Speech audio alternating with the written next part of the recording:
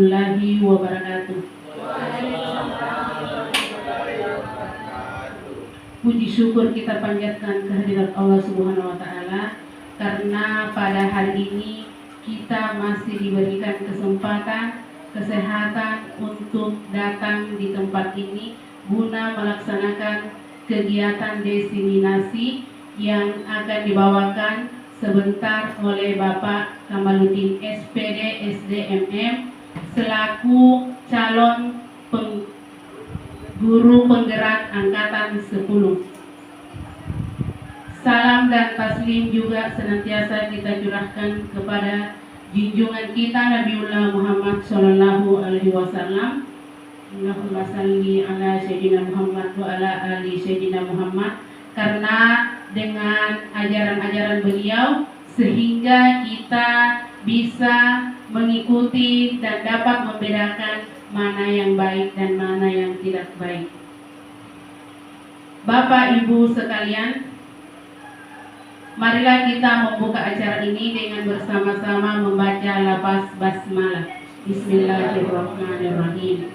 Selanjutnya, marilah kita mengikuti acara pemaparan diseminasi modul 14 budaya positif yang akan dibawakan oleh Bapak Kamaluddin SPD SDMM selaku guru penggerak angkatan 10 dengan modul 14 budaya positif. Kepada Bapak kami persilahkan dengan hormat.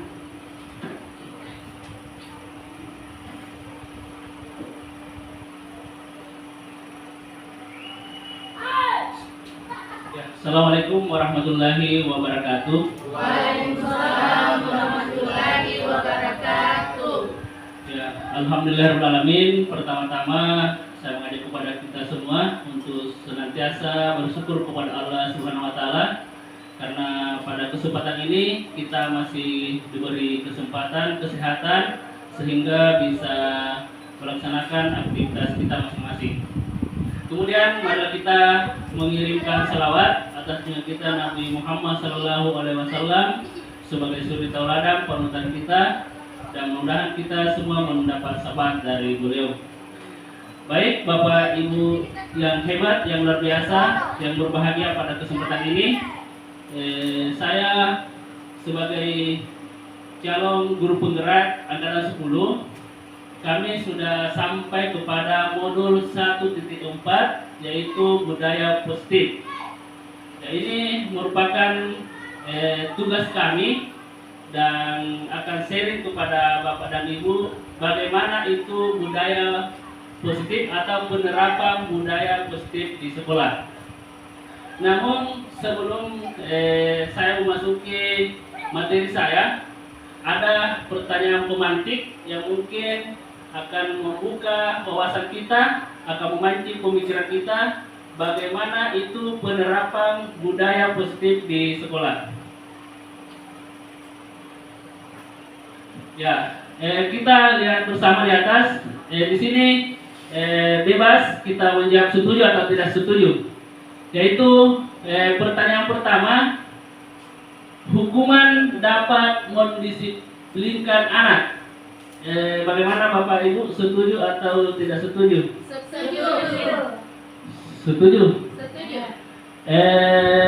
Ada yang bisa mengemukakan alasannya? Setuju. Kenapa hukuman bisa mendisiplinkan anak? Ada yang bisa mengungkapkan alasannya? Silahkan, di sini kita bebas. Menurut apa yang kita mau sampaikan, menurut apapun dapat, silahkan disampaikan. Ya, silahkan. Assalamualaikum warahmatullahi wabarakatuh. Terkait dengan pertanyaan pemantik dari calon guru penggerak angkatan 10, hukuman dapat mendisiplinkan anak, setuju atau tidak setuju? Di sini saya beranggapan hukuman itu dapat mendisiplinkan anak, karena ketika kita memberikan hukuman itu anak-anak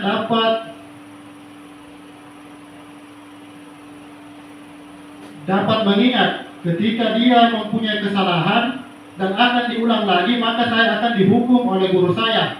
Maka ketika hal tersebut terulang, yang tertinggal di benak anak tersebut, ketika saya melakukan ini, saya akan dihukum lagi oleh bapak atau ibu guru saya. Maka saya akan berpikir, mending saya tidak usah melakukan. Ya, mungkin sekian dari saya. Sekian, Assalamualaikum warahmatullahi wabarakatuh. Ya baik, salah satu alasan yang cukup bagus. Ya, untuk kita lanjut, untuk selanjutnya, pemberian hukuman dengan hal-hal positif seperti membaca, membersihkan halaman sekolah dapat meningkatkan disiplin anak. Ya, ini semua mungkin pernah dilakukan. Jadi saya kira dengan bagaimana, apakah kita setuju atau tidak setuju? Setuju. Bagaimana Bapak Ibu? Setuju semua dengan pernyataan di atas? Setuju. Ya baik, kita lanjut. Ketiga, memberi penghargaan dapat meningkatkan motivasi belajar anak. Bagaimana Bapak Ibu? Setuju. Ya, jadi ya itulah yang kita lakukan selama ini, sehingga kita mungkin kita setuju. Nah, sebentar dengan apa jawaban kita sekarang, dengan selanjutnya dengan materi apa yang saya sampaikan, kita akan bisa memahami apakah ini yang di atas, pernyataan di atas, apakah setuju, apakah benar itu kita setuju atau bagaimana? Ya. Oke, jadi kita selanjutnya, sebelum kita memasuki materi, kita yel-yel dulu. Apa yel-yel kemarin itu?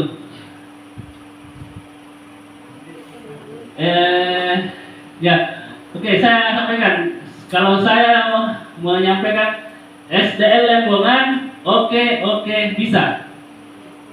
Ya, bisa ya. Oke, itu coba semua, supaya semangat. Ya, oke, bisa. Ya, tepuk tangan dulu. Ya, saya ulangi. SDL Lembongan. Oke, bisa. Ya, sekali lagi. SDL Lembongan. Oke, bisa. Ya, luar biasa semangatnya. Ya, baik. Saya akan memasuki pemaparan saya, yaitu tentang budaya positif.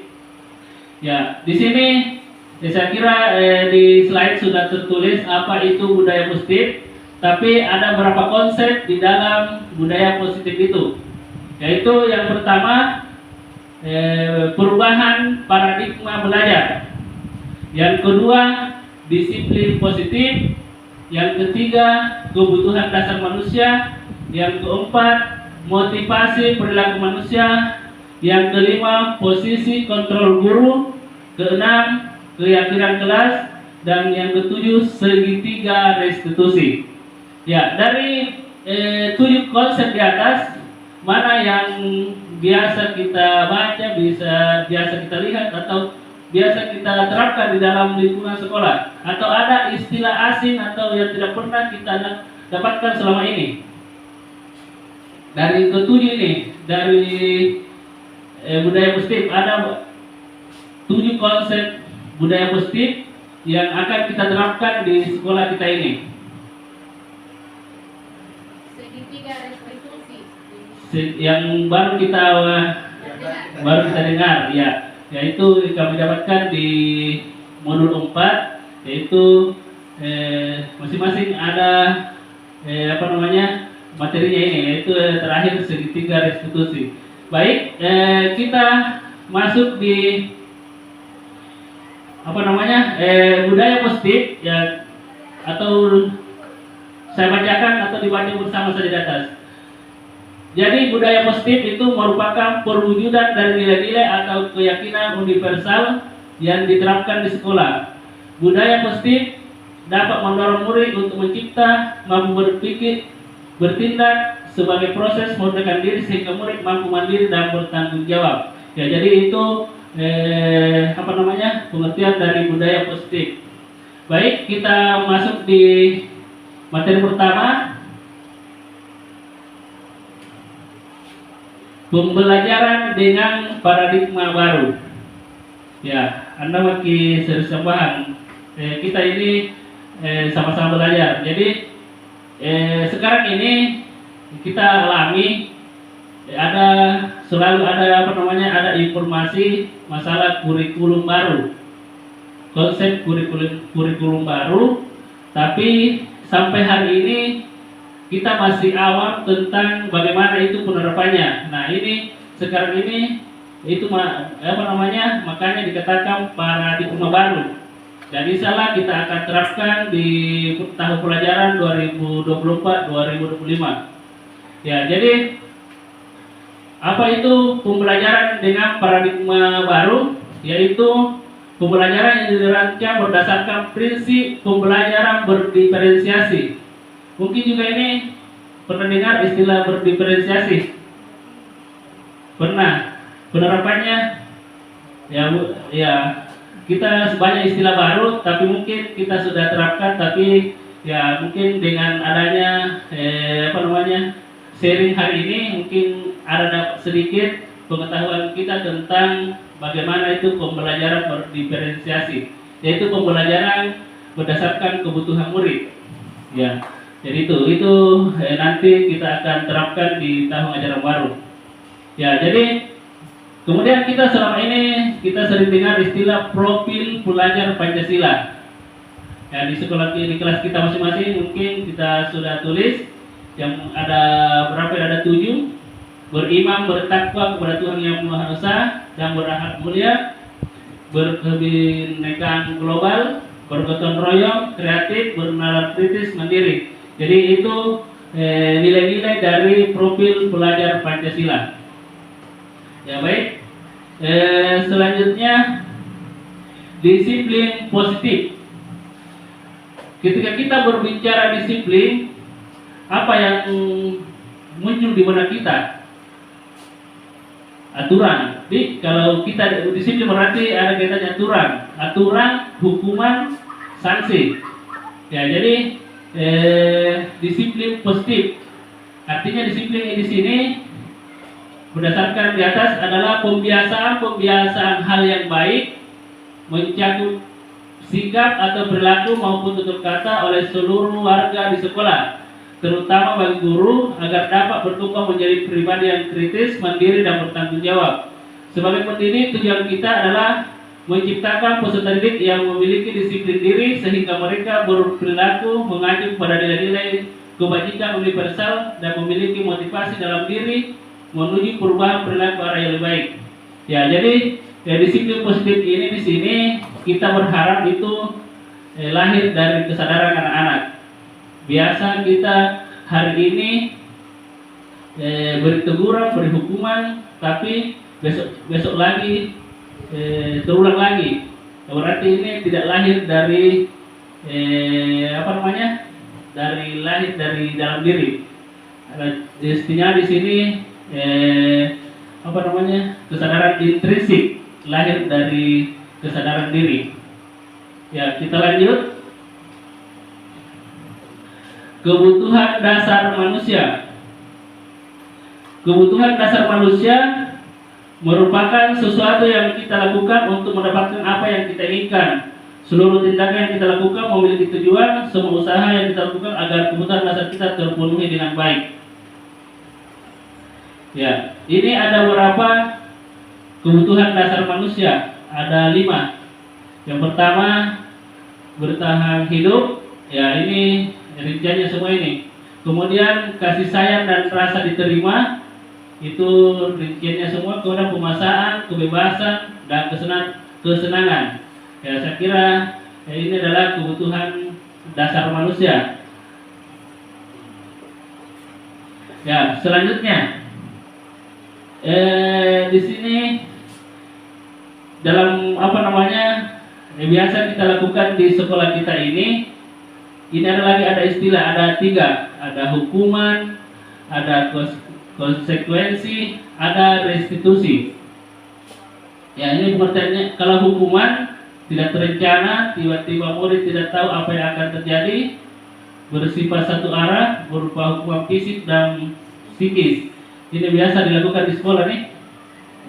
Ya, itu namanya hukuman. Kemudian konsekuensi.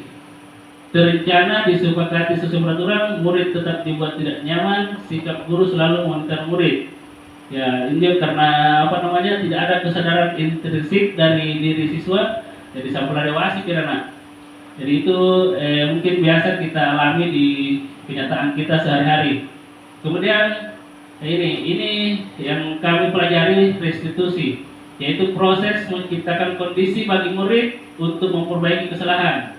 Proses kolaboratif yang mengajarkan murid untuk mencari solusi sendiri. Ya, selanjutnya saya ingin dengan pengertian di atas saya ingin menguji pemahaman kita yang mana hukuman, yang mana konsekuensi. Ada beberapa di sini.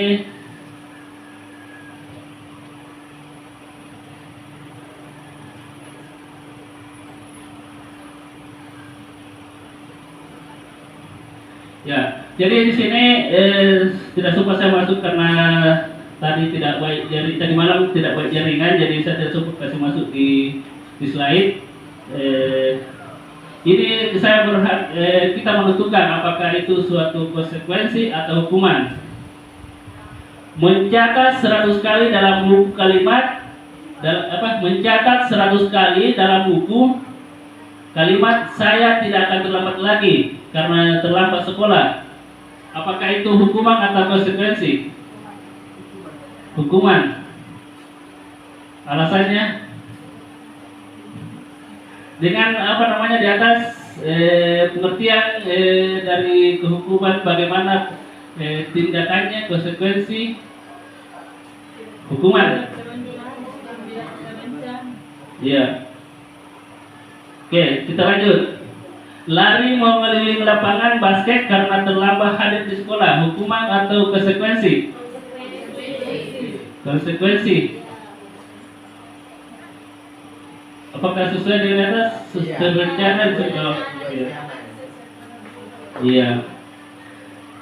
Membersihkan coretan yang dibuatnya yang ada di meja tulis, konsekuensi atau hukuman? Hah? Ya, jadi membersihkan coretan yang dibuatnya yang ada di meja tulis, apakah hukuman atau konsekuensi atau restitusi? Ya, jadi silakan disimpan dulu jawaban tak. Kita lanjut lagi. Berdiri di depan kelas sambil mengangkat kaki satu, hukuman atau konsekuensi?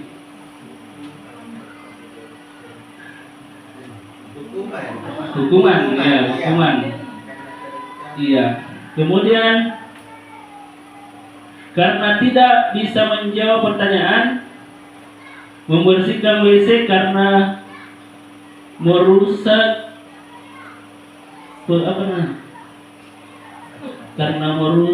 pintu WC. Karena tidak bisa menjawab pertanyaan.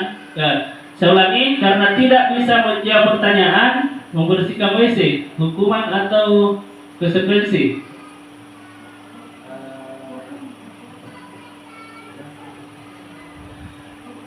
Hukuman, ya. Ya, oke, baik, kita lanjut. Dari dari beberapa contoh perilaku yang mungkin kita biasa kita lakukan keseharian kita, apakah setuju dengan tindakan yang seperti itu? Itu kan hukuman, konsekuensi, dan itu solusinya adalah ada di restitusi. Restitusi itu adalah yang kita harus terapkan di sekolah, bukan hukuman, bukan konsekuensi, tapi restitusi. Ya.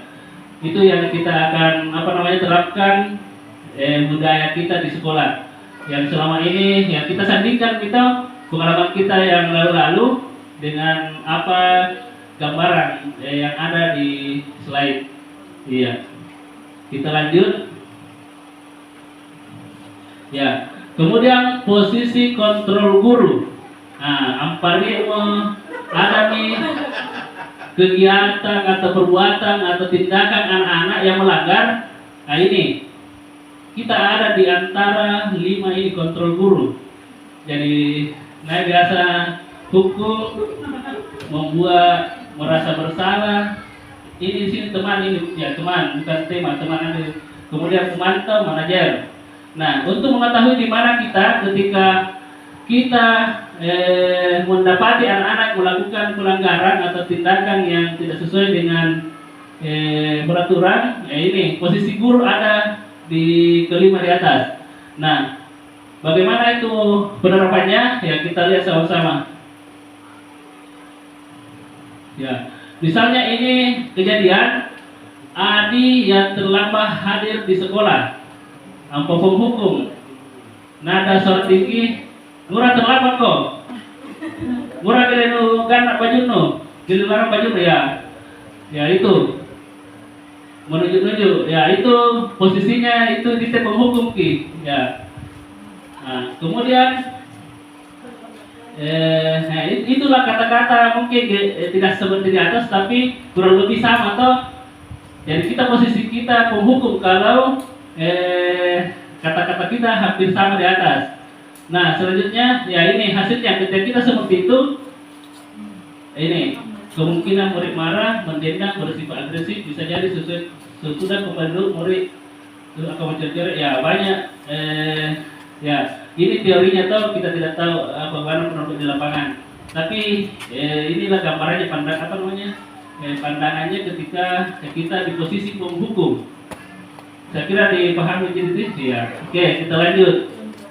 Kita juga bisa membaca diri kita di posisi mana selama ini ketika kita menindaki anak-anak, misalnya ada kejadian adik terlambat hadir di sekolah. Ya, selanjutnya membuat merasa bersalah, posisi tak.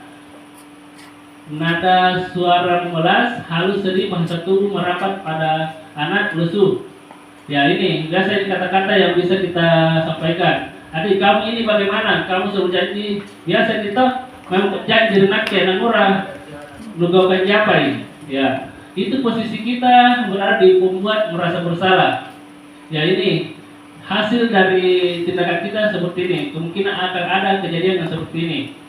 Murid akan merasa bersalah terhadap ibu dan bapak gurunya. Murid akan merasa jadi orang gagal dan tidak sanggup membahagiakan orang lain.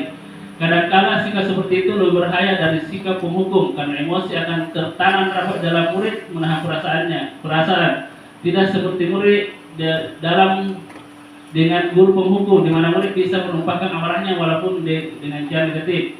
Murid tertekan seperti inilah tiba-tiba meletus amarahnya dan bisa menyakiti diri sendiri atau orang lain. Ya itu dampaknya. Ya jadi ini ada ketanya tadi dengan pertanyaan pemantik. Yang setuju ketika memberikan hukuman, mendisiplinkan. Ya tapi ya kita lanjut. Ya kemudian posisi teman, nada suara ramah, akrab, bercanda, bahasa tubuh merapat pada murid, mata dan senyum jenaka. Ya ini biasa kita kata-kata yang disampaikan atau ya mungkin kita kaitkan dengan pengalaman kita ketika kita menghadapi anak-anak yang melakukan tindakan pelanggaran. Tadi ayolah bagaimana sih kamu kemarin kamu sudah janji ke bapak bukan kenapa terlambat lagi? Ya mungkin pernah dilakukan ini yang seperti ini. Ya itu adalah posisi kita. Nah hasilnya seperti ini. Murid akan merasa senang dan akrab dengan guru. Ini termasuk dampak positifnya. Hanya saja di sisi negatif murid menjadi tergantung pada guru tersebut. Ya biasa di kejadian ya tuh pak guru langir ya ini kaitkan dengan ini pengalaman kita sehari-hari. Ya saya kira dipahami bersama. Kita lanjut. Pemantau, nada suara datar, bahasa tubuh yang formal. Ya saya kira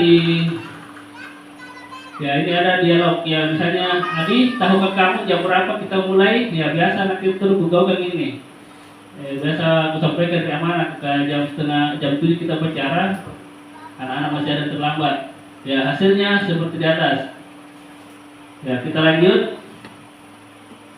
ya ini posisi manajer ini yang diharapkan dari kami di JGP bahwa posisi ketika ada anak-anak yang berbuat yang salah atau melanggar ini yang harus diterapkan di sekolah posisi manajer pakai kiri pakai saranta, kiri kayu-kayu. Ya, seperti itu.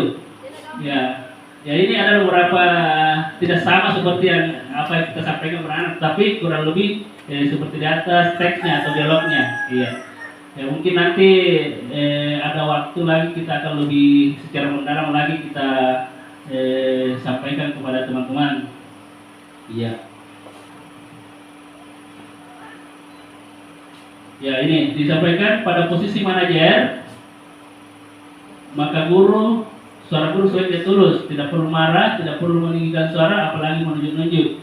Jari ke murid berkaca pinggang, ya, bersikap selalu menyesal tanpa sedih. Ya, kemudian selanjutnya fokus ada pada murid, bukan untuk membahagiakan guru atau orang tua. Murid sudah mengetahui adanya suatu masalah dan sesuatu perlu terjadi. Bila guru mengambil posisi memantau, guru akan terlihat apa konsekuensi atau peraturannya. Ya, ya kita lanjut. Ya, ini kasus apalagi murid tidak mengerjakan tugas yang diberikan guru. Ya, ketika posisi penghukum, ya anak-anak biasa dipainting rakang berdiri dengan sebelah kaki di depan kelas. Ya, itu. Kemudian pembuat bersalah, ya ini kita biasa hampir sama di tadi.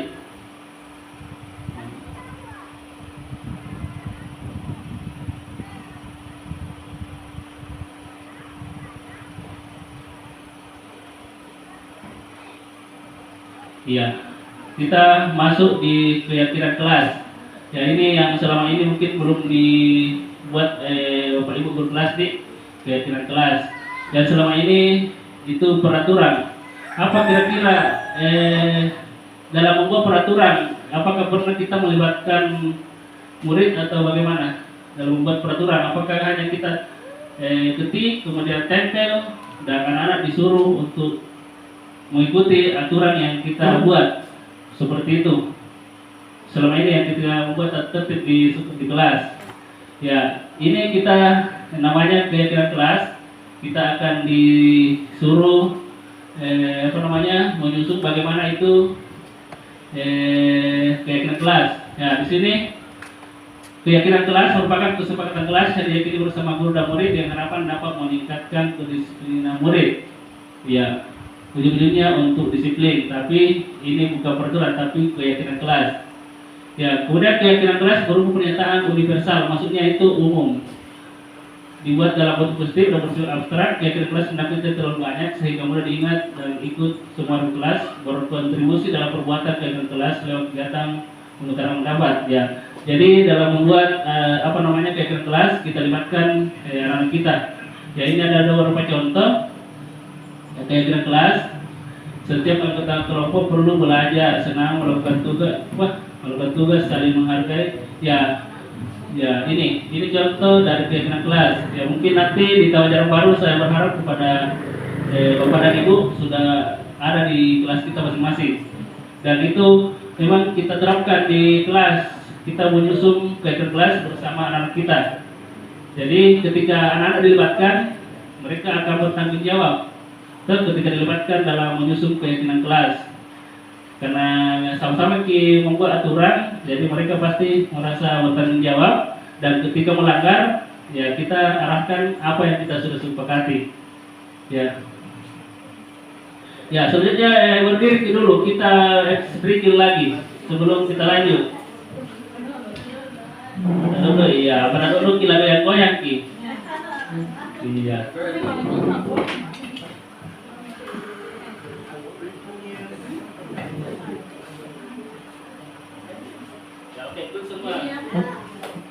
Healthy music for a child's heart, body, and mind. A Ram Sam Sam from the CD Action Fun Dance by the Learning Station. Arms up high, reach for the sky. Let's sing along to the silly, silly Ram Sam song. Oh, Ram Sam Sam, oh, Ram Sam Sam, gooey, gooey, gooey, gooey, gooey, Ram Sam Sam. Oh, Ram Sam Sam, oh, Ram Sam Sam, gooey, gooey, gooey, gooey, gooey, Ram Sam Sam. I'm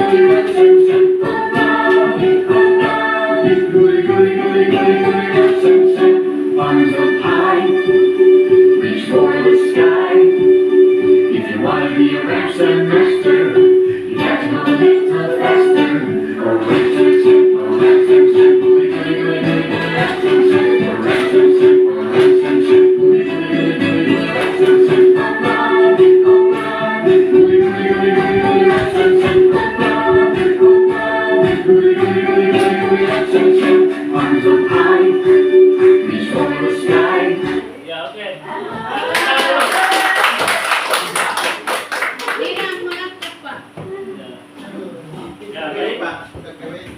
Ya. Ke WC dulu. Ya. Ya, baik, kita saya kira sudah semangat lagi toh, biar mungkin loyo, lemah lesu, lemah hatiku. Ya.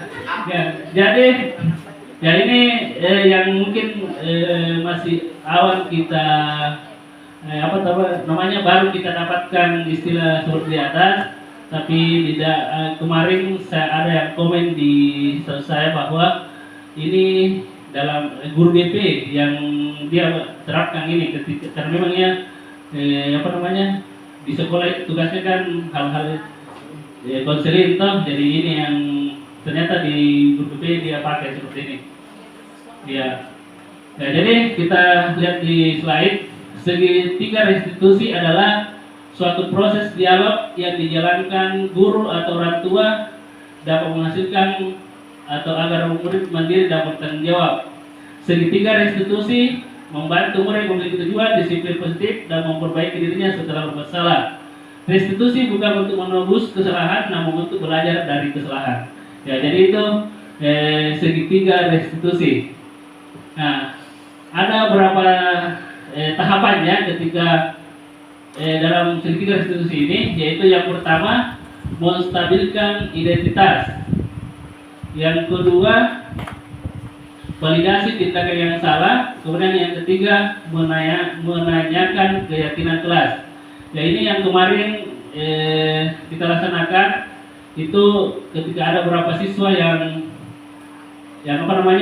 melakukan tindakan salah, kita tidak langsung seperti tadi posisi kontrol guru, apakah kita penghukum, apakah kita teman, apakah ini kaitannya dengan manajer. Kita bisa melakukan solusi ini dengan segitiga restitusi.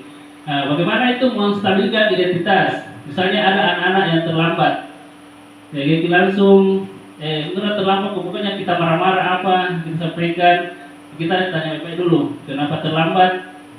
Ya, saya kira ini yang biasa kita lakukan, tapi diberi ini yang dinamakan restitusi, restitusi. Kita perlu baik-baik, kemudian kita tanya apa penyebabnya, kemudian kita tanya apakah itu perbuatannya baik atau salah, benar atau salah. Ya, kita tanya seperti itu. Kemudian setelah itu kita tanyakan karena kita sudah buat keyakinan kelas, ada yang dimana yang dilanggar aturan yang pernah kita buat bersama, kita tanya.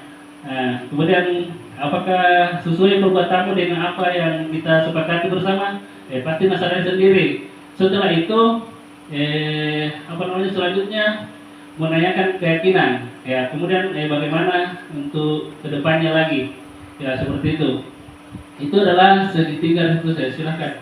Sedikit Pak, jika kita berkaca ke sekolah-sekolah perkotaan atau sekolah-sekolah unggulan, terkadang sekolah tersebut mengeluarkan siswa tersebut. Nah, sedangkan di yang Bapak sampaikan, segitiga restitusi ini adalah salah satu contoh atau bentuk untuk menyelesaikan masalah yang dihadapi oleh anak-anak. Apakah ketika siswa tersebut dikeluarkan, apakah proses segitiga restitusi tersebut tidak berjalan atau bagaimana? Ya, terima kasih Pak. Ya, terima kasih. Pertanyaan yang cukup bagus. Ya, jadi sebenarnya ini kita dapatkan di calon guru penggerak, dan memang seperti apa yang ditanyakan di sekolah-sekolah kota ketika mereka mengeluarkan anak-anak ketika ada yang melanggar seperti itu, berarti mungkin belum didapat yang seperti diterapkan. Kemudian selama ini kita itu peraturan yang kita bikin, aturan itu yang harus diikuti, bukan kesepakatan. Ya, jadi mungkin belum diterapkan yang seperti itu. Ini saja sekarang baru kita dapatkan bahwa ada yang kita tadi itu di pertanyaan pemantik. Jadi ketika materi dari pertama sampai ke 7 ini dikaitkan dengan zaman kita tadi, apakah hukuman dapat mendisiplinkan anak, konsekuensi, ya semua. Ya, jadi kalau tidak seperti itu kalau kita kembali di kurikulum Merdeka berarti belum menerapkan seperti itu. Dan memang kita kendalanya aturan tempat tinggi. Ketika ini materi, tapi yang jalan kita sekarang di sekolah kita ini masih kurikulum K13. Bahkan disampaikan bahwa kurikulum Merdeka itu tidak ada lagi yang tinggal kelas, tidak boleh tinggal kelas. Banyak sekali yang tempat titik yang belum kita ada kesepahaman. Ya, jadi itu adalah masukan. Kemarin juga ada waktu kami elaborasi ada bertanya, Pak, ketika kami tidak hukum anak-anak yang melanggar, berarti yang lain bisa ikut karena kalau kita dihukum jadi ya pembiaran itu sampai sudah maghrib baru selesai pembahasannya.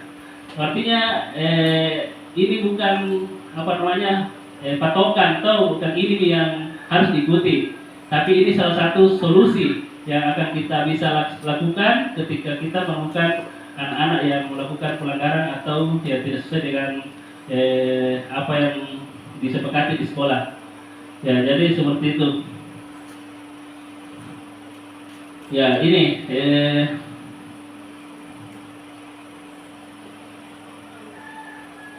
ini kegiatan kita ketika kita menstabilkan identitas. Ini kata-kata yang kita harus sampaikan kepada anak.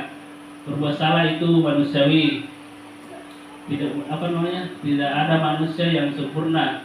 Ya, ini adalah contoh yang bisa kita terapkan, tapi tidak mesti sama seperti ini. Tapi ini hanya gambaran ketika kita menemukan anak-anak yang melakukan pelanggaran, ya, menstabilkan identitas. Mungkin nanti kita coba-coba kita mereka apakah bisa berhasil atau tidak. Ini langkah-langkahnya atau ketika kita mau stabilkan identitas. Siapa yang salah, tapi Bapak Ibu ingin mencari solusi dan bermain. Kamu hak merasa begitu ya. Ya, kemudian selanjutnya validasi tindakan yang salah. Ya, jadi ditanya alasannya kenapa melakukan hal tersebut. Ya, ini redaksinya. Ya, mungkin tidak sama persis nanti ketika kita menghadapi anak-anak, tapi ini adalah contoh. Ya, kemudian ya ini menanyakan keyakinan kelas kita, nilai-nilai apa yang disepakati. Ya, menurut kamu yang kamu mau yang jadi orang yang seperti apa? Iya. Ya, selesai. Ya, jadi terima kasih atas waktunya Bapak Ibu untuk sharing kepada kita semua yang merupakan salah satu tugas saya di modul 4. Ya, mudah-mudahan bisa diterapkan. Mungkin tidak ilmu yang saya sampaikan tidak sempurna. Namanya juga masih belajar. Nah, untuk selanjutnya mungkin bisa disiapkan kertas foto saja. Dirobek nih ya.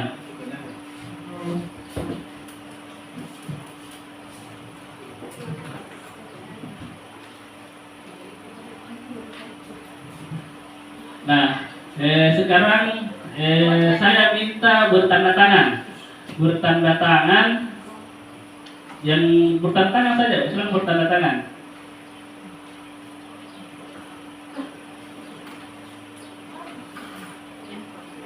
Sudah bertanda tangan semua? Sudah semua?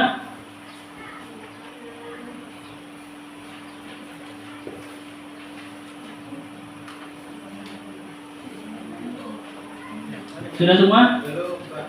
Ya, selanjutnya yang selama ini bertanda tangan dengan menggunakan tangan apa biasa? Ya, silakan ganti dengan tangan yang bukan biasa. Silakan tanda tangan juga dengan yang bukan selama ini yang kita pakai, tangan yang selalu kita pakai. Ya, silakan biasa saja, silakan apapun hasilnya tidak mempengaruhi nilai. Jadi silakan pokoknya silakan saja. Ada pelajaran yang kita ambil dari situ. Sudah semua? Sudah, Pak. Sudah semua? Sudah semua? Sudah, Pak. Bagaimana, sama? Anda bisa ambil pelajaran? Apa kira-kira? Iya. Iya. Semua yang baru pasti susah toh? Baru. Kemudian yang kalau sudah biasa berarti ya sama dengan kurikulum, sama dengan penerapan budaya positif. Ya, yang tidak biasa berarti kita selalu sering susah, sulit. Sama dengan PNM, sama dengan nanti kalau ada mau jadi guru penggerak, pasti awalnya susah, merasa susah, tapi setelah dijalani, dinikmati, ternyata ya, jadi itu salah satu pelajaran yang kita bisa petik, ya mungkin bisa kita terapkan di anak kita. Ya, terima kasih. Mudah-mudahan kita semua bahagia, sukses, dan tetap semangat menjalankan tugas kita sehari-hari. Saya kira cukup sekian. Assalamualaikum warahmatullahi wabarakatuh.